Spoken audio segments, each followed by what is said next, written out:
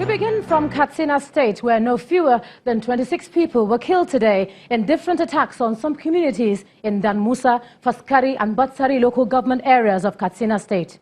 Channels Television's correspondent in Katsina reports that the bandits attacked the communities while riding on motorcycles, killing several unsuspecting persons in the affected communities. During an attack in Sabon Lain, Galadima community of Faskari LGA, 5 persons killed at Maza Zamfara village in Danmusa LGA, and many animals rustled.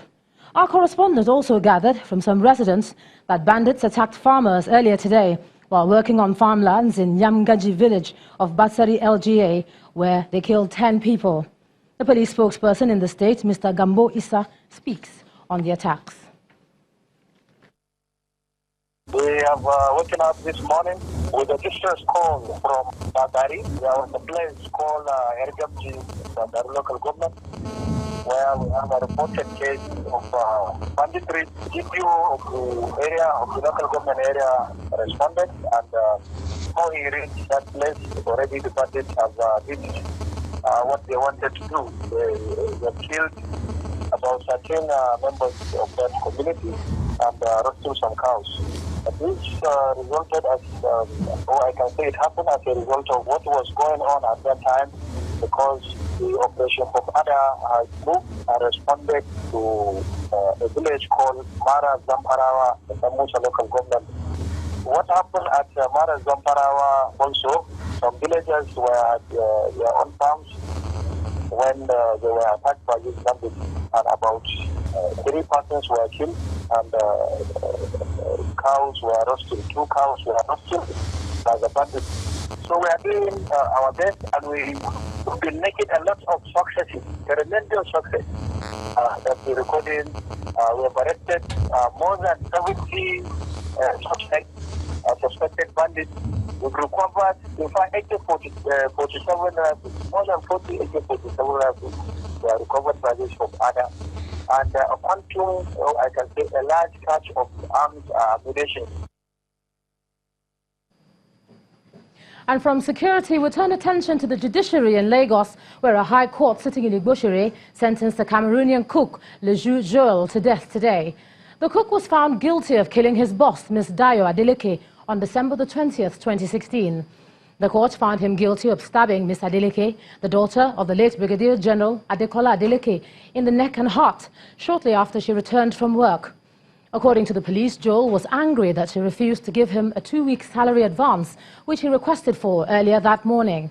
He was apprehended at the gate of Ms. Adeleke's Parkview Estate, Ikoyi home, while attempting to run away. Joel, a refugee from Cameroon, was being rehabilitated at a church in Lagos and was employed by Adeleke on compassionate grounds following a request by the pastor. After a trial which lasted nearly 2 years, Justice Adedayo Akintoye today convicted Joel on 1 count of murder. To health matters now, and the Minister of Health, Professor Isaac Adewale, has been speaking on the problems of the nation's health sector, and he says overcrowding is a major challenge of the tertiary health institutions in the country. Now, according to Professor Adewale, teaching hospitals are overburdened because of lack of proper funding and attention to primary health care. He was speaking to lawmakers at the Senate today. Our correspondent Terry Kumi reports. The Minister of Health, Professor Isaac Adewale, makes his way into the Senate chamber in the company of some medical directors and the Special Assistant to President Muhammadu Buhari on National Assembly matters, Senator Ita Enang.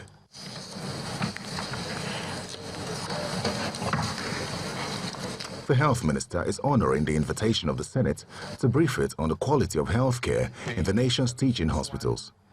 For them to function effectively, Your Excellency, distinguished senators, they depend on functional primary care centers and functional secondary care centers. He insists that quality health care is provided at tertiary health institutions, but the problem is that they are overburdened. It is not that the services are deteriorating, but the services are overcrowded, people are not happy. But the main problem, Your Excellency, is an appeal.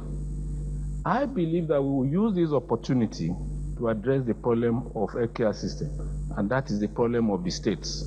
The states have literally abandoned healthcare. so that everything is now handled by federal. As of today, 14 states are yet to show interest in the Basic Healthcare Provision Fund. Professor Adewale rules out the challenges and corrective measures which could improve healthcare at the tertiary level. The states need to partner with us so that the secondary hospitals are working, so that our teaching hospitals can come back as referral centers, so that the doctors can spend more time with the patients and the patients will be satisfied. And not every case, skin rash, diarrhea and vomiting, I have a headache, I want to check my blood pressure, should go to a teaching hospital or a tertiary center. We also believe that the issue of power supply must be done. After his address, it's the turn of the lawmakers to ask questions or make inputs.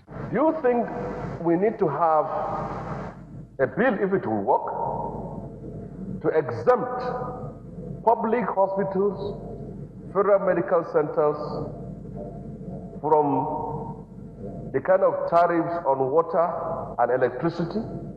I'm sorry, sir.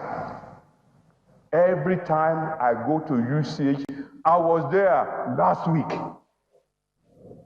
It is now a caricature of what I went through. There is an initiative of the Ministry of Power Works and Housing where some teaching hospitals are being linked to their institutions, and a few of them have started. And we are quite confident that if we can do solar, the power consumption will go down. Clearly, it's a concern of all of us, but I am sure if we get the foundation right, the burden will be less on the teaching hospitals and the medical centers. The Senate also wants the budgetary releases to the tertiary hospitals to be looked into, believing that if proper utilization of these funds is ensured, there would be improvement in the quality of healthcare at every level of the nation's healthcare system. Terry Ikumi, Channels Television News. Lawmakers in the House of Representatives have passed a legislation abolishing and prohibiting discrimination between first-degree holders and higher national diploma holders in the same profession. The legislation passed through second reading in April 2017. Lawmakers also adopted the recommendations for a bill to prohibit the use, manufacturing and importation of all plastic bags used for commercial and household packaging. Our correspondent Lanre Lasisi reports. Lawmakers are resuming in the House of Representatives for the first plenary session of the week. One of the first legislative documents considered is the bill seeking to abolish discrimination between first-degree holders and higher national diploma holders in the country. The bill scales through third reading. The bill for now to abolish and prohibit dichotomy and discrimination between first degrees and higher national diplomas in the same profession and for later matters. Third reading. Another bill considered is one that seeks to revoke the Maintenance Order Act. A lawmaker rose to introduce the bill, which had been passed in the Senate, after which it was put to a vote. Now, Mr. Speaker, from the long title of the bill, this bill was applicable to the Republic of Ireland and England, and not to Nigeria. But since that time, even after independence, I want to submit that this particular law is no longer relevant because we are not Irishmen, we are not Englishmen, and there is no part of this law that has any relationship with Nigerians. Bill will now read the second time. Those in favor of the motion say aye. Those against it say nay. Ayes have it. The House then dissolves into the Committee of the Whole with the Deputy Speaker presiding. The next bill to be considered is the Plastic Bags Prohibition Bill, which is to prohibit the use, manufacturing and importation of plastic bags in the country. So what this bill seeks to achieve is to regulate the manufacture and then disposal of plastic bags in view of the fact that plastic bags are not biodegradable and they have adverse effects on our environment, thereby affecting our socio-economic life. The Deputy Speaker raised an observation. You are simply saying that plastic materials must not be seen anywhere again. And I don't know if it is assented to, there should be a quick amendment to it. Recycling is still part of cleaning the environment. The bill is, however, put to the vote. The clause is 1, 2, 3. Explanatory memorandum. Long title of the bill. The next stage is for the bill to be slated for third reading and passed. This may come up in the days ahead. Lanre Lasese, Channels Television News. The Monetary Policy Committee has asked the federal government to provide a mechanism for restricting deposit money banks that access the government securities. The MPC also left all interests unchanged at 13.5%. The central bank governor, Mr. Godwin Emefiele, is also calling for an urgent review of the nation's tax revenues to fund its budget adequately. Let them bring it now. After 2 days of deliberations on the economy, members of the Monetary Policy Committee are here to brief journalists on key decisions taken to impact the economy. The central bank governor, Godwin Emefiele, who chairs the meeting for the first time after the renewal of his tenure by the president, reels out global and domestic indices, which has affected the nation before listing what should be done to boost economic activities.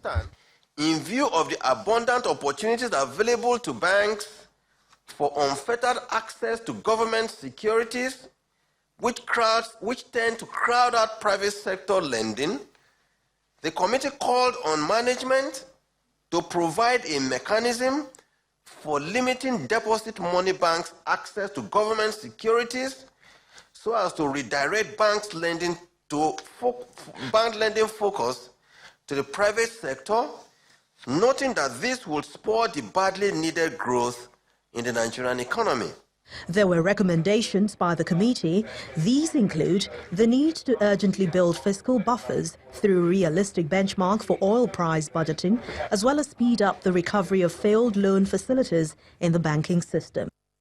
The committee took into consideration the continued slowdown in the global economy and the persisting uncertainties, including the ongoing trade wars between the U.S. and its major trade partners, financial fragilities in a number of countries, the debt-constrained fiscal operations of the most EMDs, including Nigeria, and the volatility in on the oil market. Committee therefore enjoined the federal government to urgently build fiscal buffers through a more realistic benchmark oil price for the federal budget. The committee projects a 2.7% growth for the year 2019.